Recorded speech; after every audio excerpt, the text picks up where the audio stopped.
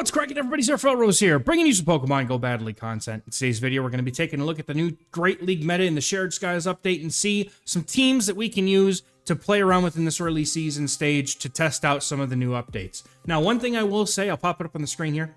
Real quick, the attack changes that we're going to be getting, getting Thunder Punch on a bunch of things, the new Fly Editions, all that new stuff that we're supposed to get Swift. None of that's going into effect until later today, which I'm dropping the video on Monday, June 3rd, 10 a.m. Pacific. That's 1 p.m. Eastern. You can do your time zone conversion. But just keep in mind that these changes will not go live. Not Scald, not Spark, not Seed Bomb, not Swift. And all the other things that were added, those will not go live until this later on today. So, and if it's already past 10 a.m. Pacific, then you can go ahead and TM everything now. But the meta itself is greatly unchanged here. So, for the most part, if it worked last season, it'll probably work this season with very, very few differences. Like, you may get Scald debuffs a little bit less often. You may see Lantern not be able to farm you down as easily, but there's still, like, a lot of the Lantern matchups are largely unchanged from what I understand. Axon did a video on the Lantern matchups. I would check that out if you're interested in more information. But we're going to take a look at 5 teams real quick before we get into the teams. Just real quick here, got to show myself for 2 minutes. Not even 2 minutes, honestly. The Patreon YouTube Discord is an exclusive paid Discord that I run. It's one of the best communities I've ever been a part of, and that's not even just because it's mine. That's just how it is. The people in there are amazing. But you get early access to teams, my meta guides, my videos, and you also get access to some resource channels in that Discord, which are going to be some of the top things that you should be putting on your Pokemon Go roster for PvP, as well as an early look at all the rotations and cups that we're going to have this season, and what Pokemon and maybe even some teams you can have ready to go beforehand. We'll take a look at that early on in the season. If you join the season, it might already have been updated. So some really awesome things that you can get in that Discord, and the support means so much to me and my family. Is that all the money that I make from this and YouTube and everything goes straight home to my family. So let's get into the teams here, and we're going to take a look at number 1. That's going to be Annihilape, Titan, and Dugong. And if I could just get the thing to work here. There we go. No, where's the Nazumeral coming from? What are you doing there? Okay, we're good. Technical difficulties. We do this in one take. You know how it be. Anyway, Annihilape Double Ice is a tried and true meta team in the Great League. Still works this season, but instead of using Alolan Sand Slashes, this team is more likely to use in previous iterations. We've added Titan in here in the back as a closer over the Alolan Sand Slash, or even over the Lickitung. Some of you may want to use Lickitung, as both Alolan Sand Slash and Lickitung will suit right in, or slot right in over Titan here, as that is the previous iteration of the team. But again, we're focusing on using the new stuff here, right? That's what I would be doing in this first week or two of this, of the season, is just kind of get familiar with the new stuff, so at least you understand, how much damage things do, what counts are and everything. I'm tripping over myself language-wise here. I can't speak today. It's yeah. But the coverage here is going to be a D. It doesn't mean it's a bad team. It just means that, you got to consider that in Open Great League, there are hundreds of things that the meta is accounting for. So you're not going to be able to cover all of those things with one team.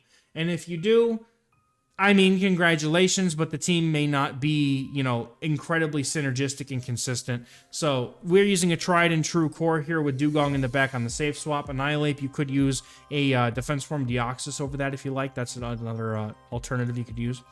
But overall, the team, you might have some trouble with something like Carbink, or for Alligator, I could see, Skeletor's Jellicent could be an issue for this team if you see them. But overall, right, you got to remember too that, just because everything on this team loses to one particular Pokemon in a one-on-one matchup, that does not mean that your entire team is going to lose to it if you see it. Just have a plan for it. How are you going to deal with it if you see it? If you see Carbink at the lead, for example, maybe you just play out the 2 shields with Annihilape and you just win that matchup. That could be a way that you deal with a Carbink, for example. And then Titan and Dugong hopefully don't have anything in the opponent's backline that are going to beat them. So, Dugong and Safe Swap, one of my favorite safe swaps. You guys very well know this if you've been following me for a little while, and if you're new, Dugong is amazing. You should definitely get one. It's really incredible, and not only in Open Great League, but in limited formats where it's allowed as well. And Annihilape, I don't really need to, harp on how good that thing is. It's basically the new Medicham with better coverages and everything else. So Titan having Powder Snow this season means it's going to be a very consistent and spammy closer with Body Slam and Avalanche. So I very highly recommend this team if you want to give Titan a try. Let's take a look at another team. So we're taking a look at the next team here. That's going to be Superior Typhlosion with Thunder Punch and Skeledirge. Now, in this particular iteration of the team, I'm utilizing Shadow Typhlosion because I feel like that's the better version of Typhlosion, and I'm using Shadow Claw as well, which if you guys were checking out my biggest winners of this update, I think that Shadow Claw, Shadow Typhlosion definitely has the best pickups of all of the things that are in this new update. You know, aside from also, you know, Titan being, you know, able to pick up things like Lickitung and whatnot. But Typhlosion has the most improvements, I would say, over its previous iteration of having Solar Beam over Thunder Punch. So it has that water coverage, but now it's reliable, spammy Thunder Punch. It's much better than having Solar Beam, unless you really like one-shotting things, which I completely understand. But we are using the Skeledirge Safe Swap, but if you have a non-Shadow Typhlosion, you should be okay with using that on a save swap. I just think that Shadow Typhlosion is going to suffer from a lack of bulk, which means that on save swap, you might have difficulties with, you know, trying to flip switch advantage things, which I feel like Skeledirge is very good at doing. And again, if you guys have been following me for a little while, you know that Skeledirge is like my favorite Pokemon to use in all of the entire Open Great League, and even in other metas as well. It's one of my favorite Pokemon in Go Battle League, period. So I like it a lot, and Superior is the best core mate to Typhlosion and Skeledirge as a pair. So we put it on the lead, but, you know, unfortunately, you're going to see, you know, when we get down here to the coverages and everything, again, we're straight D's here, but, you know, for coverage, that's to be expected. For bulk, yeah, Typhlosion is not exactly the bulkiest thing. So you're probably not going to get a whole ton of bulk out of this team, and it's not, I wouldn't also, I mean, it's not safe by any means, right? You're playing double fire with a grass lead. It's very vulnerable to, you know, a Dragonite, for example, or I guess Mandibuzz too is a bit of an issue for this team. But again, we're really utilizing, you know, teams to try the new stuff out, right? If you want to build a meta team around Typhlosion, I'm sure there is a better team out there, but this is just so that we can get comfortable with the new stuff and you know, try to understand it and enjoy it. Now, when you see something like Mandibuzz, yeah, problem. Okay, I could see Mandibuzz being a problem. Bastiodon, I think Superior wins the twos. So if you see a Basti lead, just stay in, and then typically they're gonna have like Wigglytuff or Victory Bell or Double Grass or whatever behind it. So you having Double Fire is going to just completely melt the rest of their team. And then, you know, Goodra, Dragonair, you know, the dragons I think are another things that are specifically problematic for this team, especially the flying type dragons like Goodra, or not Goodra, Goodra's not flying. Goodra with its little gooey wings. Dragonair and Altaria were the ones that I was trying to think of. They're flying dragons, right? The ones that are actually in the air. Goodra could probably fly if it wanted to. It's got a lot more goo to it than it has wings. So, but this team is at least as far as PvPoke is concerned, the best version of this team as far as coverages are concerned. So I feel like the team could function well. And again, in early days where almost anything can be anywhere, right? It's just, we're going to use this to test out Typhlosion. Now, I'm going to be playing plenty of Typhlosion this season because I think it's got to be one of the best updates to Typhlosion. Allows us to utilize Typhlosion in many, many different ways now. So I'm going to enjoy using it. I really recommend it. And if you guys are going to hang out with me on stream, again, we stream Monday, Wednesday, Friday, 6 p.m. Eastern, and sometimes on Saturday, 1 p.m. Eastern, we'll be using Typhlosion. It's going to be a good time, I promise. Let's take a look at another team here.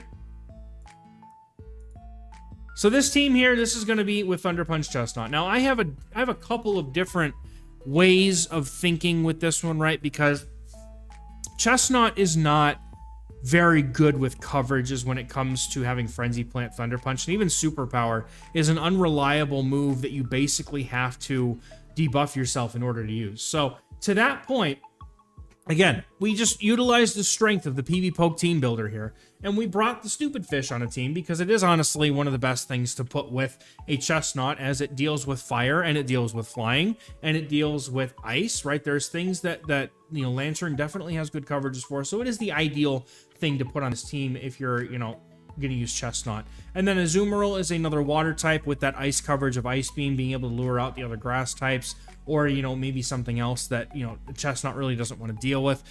Perhaps, you know, the thing with Chesnaught though is that I really want to let you guys know that it beats Skarmory if Skarmory's not the rank 1.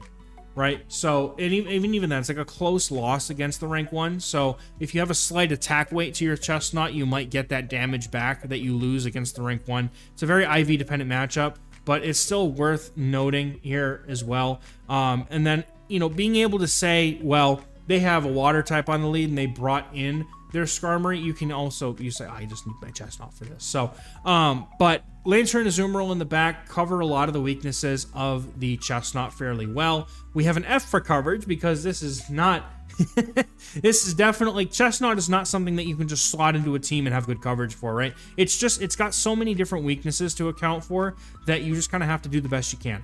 And I would honestly even say that if you wanted to, you could try safe swapping Chesnaught. That would be kind of interesting because you might draw like a Skarmory, and that would be really funny. Let's just be honest. If the opponent has a Skarmory counter swap into your Chesnaught, and you Thunder Punch it and you win switch, how funny is that? That's just the biggest like get wrecked moment that I could think of anyway. So, but without the superpower coverage though, you do lose to things like Registeel. I reckon Lantern probably has an okay matchup still into Registeel. I don't know if that was one of the ones that changes because of the spark damage going down. And you could run Hydro Pump Ice Beam if you want to, but that's kind of awkward on Azu. I guess it's kind of up to dealer's choice there, but this team does have quite a large number of things that can core break it, but nothing on this team, again, loses specifically to one Pokemon, except Venusaur. That thing's going to mess your day up. But, you know, again, we're just, this is just the best team that I could think of with Chesnaught on the lead. If you want to put it in the back and use like a double grass, I didn't want to keep doing a bunch of like, you know, I was thinking about maybe putting it with the Typhlosion team, right, instead of Superior, but like, I don't want to put two of them on the same team because I want to give a varied number of teams, but you could certainly play around with this one. I know that for sure there has to be a better version of this team, but off the top of my head, using PV Poke, this is what I was able to come up with, and it looks pretty solid. I mean, Lantern, Azumarill, like, those are very solid water types, and you have to account for being able to deal with Gligar, right? And then as well, I also put Water Gun, or no, I put Spark. Last night when I was messing with this, I put Water Gun. So Water Gun, you know, still is it's gonna help you deal with Registeel. It's also gonna help you deal with Gligar, right? I think Gligar is the main thing that you need to be able to account for because all the other flyers, Lantern and Azumarill, have a lot of play against, right? So let's take a look at another team here before I go crazy. And speaking of crazy, what the heck is this, right? So, all right, hear me out. Lokix, garbage Pokemon. All right, let's be honest. I love the way its design is cool, but it does not have what it takes to hold up in the Open Great League in the current iteration of this meta. However, if you're going to play it, Cresselia and Feraligatr are the two best things you can pair with it because they cover most of its weaknesses. Now, I'm going to say this right now. Yes, I know. Cresselia does not win against something like Skeleturge or, other things like fire types would be difficult, but that's why we have Future Sight on the Cresselia. And I would still be safe swapping the Feraligatr, even if you hit a fire type lead, just because Cresselia with Shield Advantage or Energy Lead can deal with fire types with Future Sight as well.